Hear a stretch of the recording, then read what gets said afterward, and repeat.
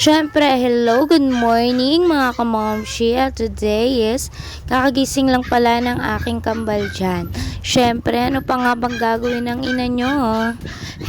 Siyempre, magtitimpla ng kape at magtitimpla ng kanilang milk. Siyempre, for the milk muna ang mga twinnie ni mame. At ayan mga kamomshi, pinakuha ko nga pala dyan ang aking baby girl, si Princess, ng tasa. Syempre, ayan, lalagyan ko nga pala ng milk.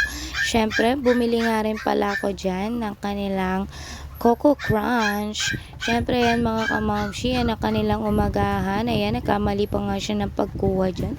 Mga kamamshi, at lalagyan nga pala ng gatas. Syempre, tingnan nyo naman ang kinuha niyan mga kamamshi. Diyos ko, platito. Paano nga naman matitipla ang gatas sa platito nga pala yan ilalagay? Siyempre at sa wakas ay nakuha na rin niya ang pinapakuha ko mga kamamshi at nilagay ko rin pala ng konti ang aking gatas. Siyempre yan, Coco Crunch, bagong brand, charot. Muda, muda, muda, muda, muda, muda, muda, muda. Siyempre, eme-eme lang tayo dito guys. At yan, malapit na nga pala matapos ang kanilang almusal. At yan, tumikim pa nga pala ang aking princess dyan. Grabe. Pero syempre siya ang unang nagising mga kamamshi at tulog pa ang aking isang baby. Syempre siya muna ang kakain, hindi makapaghintay ang bebe na yan. Kaya siya muna ang kakain habang tulog pa ang kanyang twinnie. Ayun syempre yan, natapon pa nga, natawa pa nga ako, nahulog pa. Diyos ko naman anak, kinuha pa. Sabi pa nga sa akin, sayang naman. Kaya kinain na niya ulit. Pero ayan, sinasalin ko na nga pala dyan ang mahiwagang gatas. Siyempre, ito muna ang nakikiamin. At syempre, Diyos ko, may lumitaw na isang bata dyan na makulit.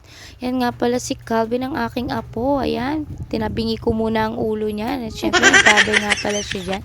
Syempre, hep hep hep. Kakain na nga pala ang aking baby girl na si Princess. Ayan, mag-aalmusal na nga pala siya. At natapos din sa wakas ang paghahanda ng kanyang ina.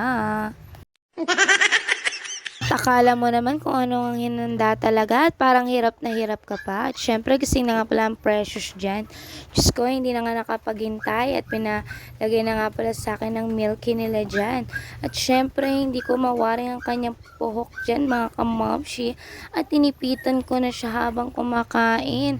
Diyos ko, very very easy lang kanyang ipit pero sinuklayan ko muna siya syempre dyan.